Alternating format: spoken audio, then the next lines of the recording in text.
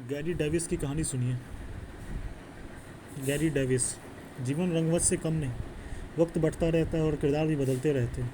वो भी अमेरिकी रंगमंच के बढ़िया अभिनेता थे। बढ़िया नृत्य करते थे। लेकिन जब दुनिया में दूसरे विश्व युद्ध का माहौल बना, तब देश के सब जवान बावरे दो दो हाथ करने को बेताब हो गए। वो युवा भी पायलट बन गया। पायलट भी कोई ऐसा वैसा नहीं, बम बरसाने वाला विमान का पायलट।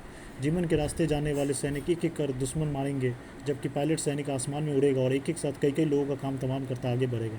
अन्य पायलट की तरह उसे भी खुशी होती थी कि बम बरसाने में मज़ा आएगा, वैसे भी अपने देश के लिए बरसाना है और दुश्मन देश पर बरसाना है, तो क्या सोचना।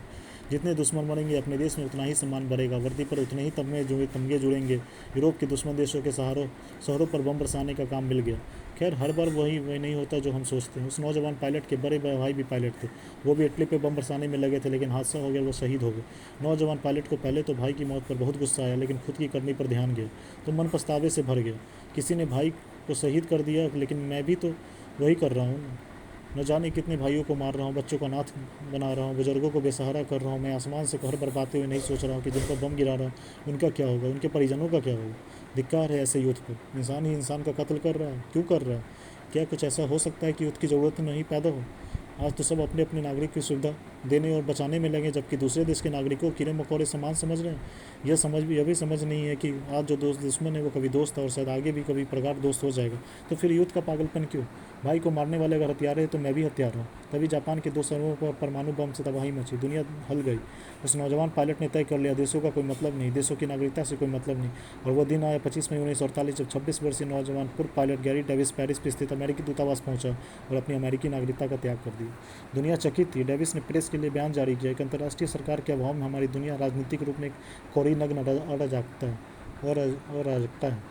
2 विश्व युद्धों ने दिखा दिया था कि जब तक 2 या 2 से अधिक शक्तिशाली संप्रभु राष्ट्र अपने राष्ट्रीय कानून को सर्वोच्च और अन्य राष्ट्रों के मामलों को नियंत्रित करने के लिए सक्षम मानेंगे, तब तक दुनिया के स्तर पर कोई व्यवस्था कायम नहीं हो सकती। यह अराजकता हमें तेजी से आखिरी जंग की ओर ले जा रहा था। मुझे अब इस अराजकता में रहकर योगदान नहीं देना है। मुझे इन संप्रभु राष्ट्रों में से एक के प्रति पूरी तरह वफादार रहकर अपनी सभ्यता का अपरिहार्य आत्महत्या में भागीदार नहीं बनना है। गैरी डेविस ने खुद को विश्व नागरिक घोषित कर दिया। उन्होंने 19 नवंबर 1948 संयुक्त राष्ट्र महासभा को झकझोरा। हम लोग शांति चाहते हैं जो केवल एक विश्व सरकार दे सकती है। उन्होंने घोषणा कर दिया, आप जिन संप्रभु राष्ट्रों का प्रतिनिधित्व करते हैं वे हमें विभाजित करते हैं और हमें संपूर्ण युद्ध के रसातल में ले जाते हैं। डेविस ने संयुक्त राष्ट्र में मानवता के अधिकारों को मान्यता देने के लिए कहा, इसलिए पेरिस में 15,000 से अधिक समर्थकों के साथ रैली की। अल्बर्ट आइंस्टाइन जैसे महान वैज्ञानिक, अल्बर्ट कामू जैसे महान लेखकों ने भी डेविस के प्रयासों को पूरे मन से सराहा। डेविस ने जनवरी 1949 से पेरिस में विश्व नागरिकों को अंतर्राष्ट्रीय रजिस्ट्री की स्थापना की, जिसमें लगे हाथ 7,50,000 लोगों का पंजीकरण करवाया। सितंबर 1993 में डेविस ने मौलिक मानवाधिकारों को आगे बढ़ाने के घोषित उद्देश्य के साथ एक संगठन विश्व नागरिकों को विश्व सरकार को गठन किया। उन्होंने विश्व पासपोर्ट जारी किया, प्रथम विश्व पासपोर्टधारी बने और पहली बार वो अपने खास पासपोर्ट से भारत है। पंडित जवाहरलाल नेहरू से उनकी मुलाकात हुई और नेहरू ने बहुत विनम्रता के साथ उनके अभियान की तारीफ करते हुए कहा था, भारत जो प्राचीन काल से विश्व बंधुत्व और विश्व नागरिकता को पैरोकारी करता आ रहा है, मेरी शुभकामनाएं आपके साथ।